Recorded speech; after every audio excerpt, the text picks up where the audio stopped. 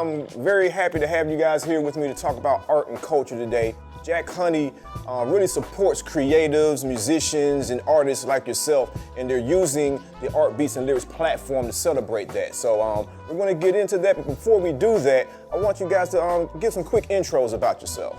My name is Dwayne W. Wright. Most people know me as W, and I am the co-founder and curator of Jack Honey Art Beats and Lyrics. My name is Maya Bailey.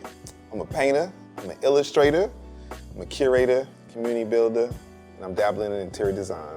I'm Courtney Brooks. I'm a visual artist, curator, artist activist, dope energy connector, and just a sweetheart. My name is Stolen Drums. I'm a producer, DJ, curator, co-founder, Collective Controllerized, and I'm a nerd. So like the first thing we'll get into with this discussion is, the passion behind your work and how that's, led into community building. I would have to say that passion is the driving force that brings communities together.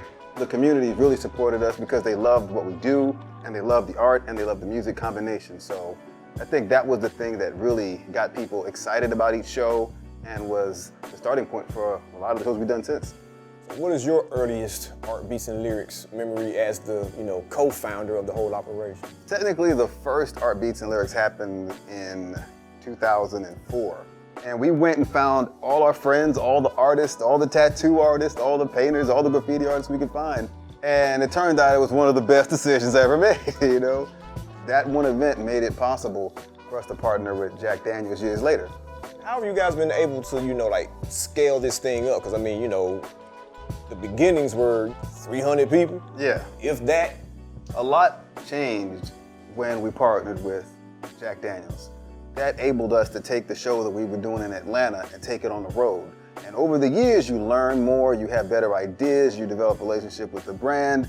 So we keep trying to come up with ways to make the show better, more fun, more entertaining, attract more people, and inspire more folks. Jack Honey, Jack Daniels has just really helped us to spread what we have across the country. Let's talk a little bit about the community of art buyers. One thing that is unique about each of you is, with the work that you produce, a lot of people that are buying your stuff this is their first thing that they're ever buying. Yeah. So do you see this community growing? Are more people getting into art buying and understanding it? I always talk about longevity, think about longevity.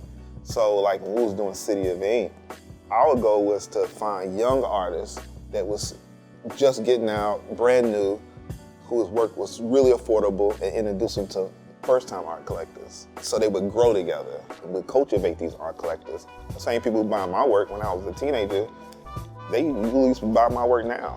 It's just you gotta think about the future and cultivate these young artists.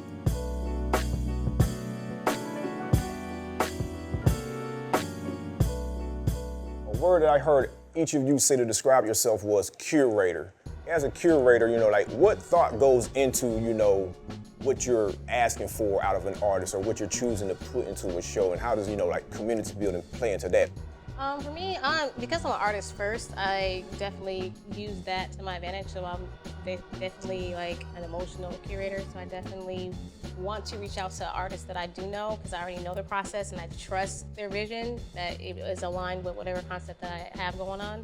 What role does commerce play in those decisions? Yeah, it definitely feels good when you can sell an artist's work because it's you're putting that money back in the community, and when they're able to sell and you get new collectors, being aware of a new artist's work, and yeah, it helps me out a little bit too, but my agenda is to get the story told first and share these different narratives that needs to be shared.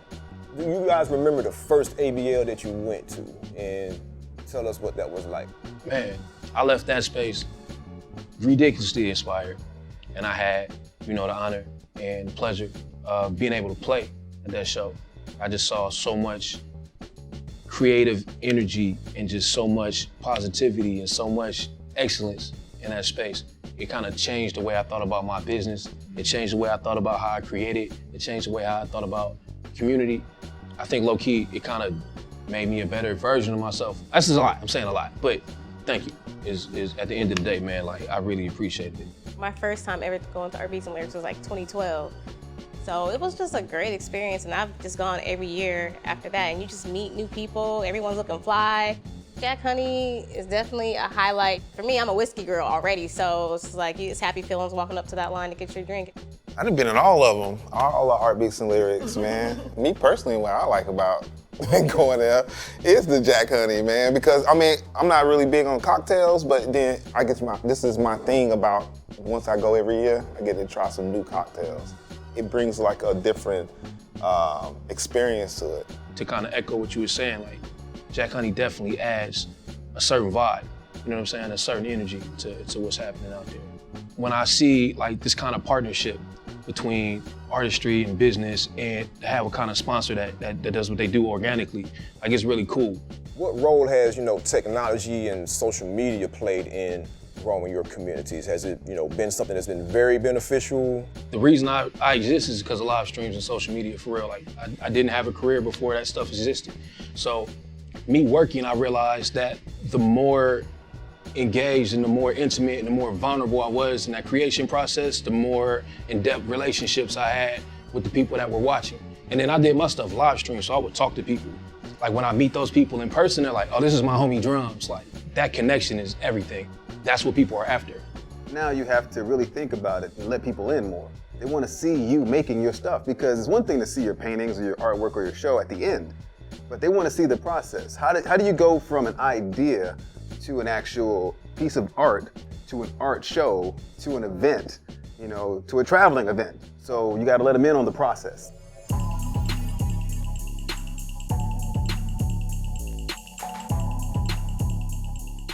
Each event that I've been to, it seems like the music was picked for a reason. Talk about the importance of like setting the tone musically. As a curator, your job is to try to sell this art.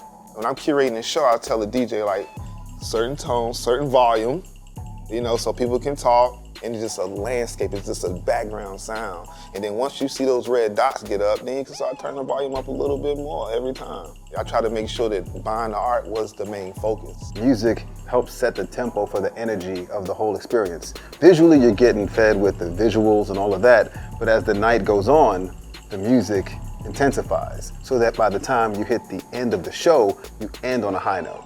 So it can help score your whole evening, your whole experience at an event. What is it about art and music that brings people together? It seems like everybody finds something they like about one of those two things. I feel like you can't have one without the other. As an artist, a majority of the time you're probably listening to music as you are creating.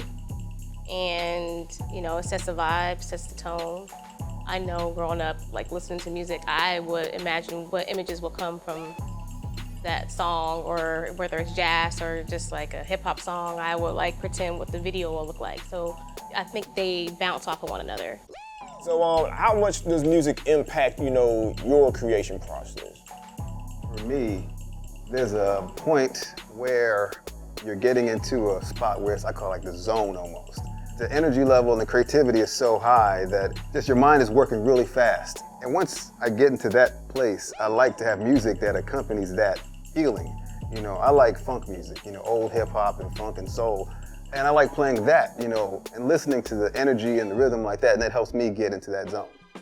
Well, I really enjoyed the time that we spent together, man. How y'all feel? Great, man, great. All right, so I'm really looking forward to seeing you guys at the Jack Honey Art Beats and Lyrics 100th show, 15-year anniversary. Let's give it up, man. Cheers. So 100 more. Cheers, y'all.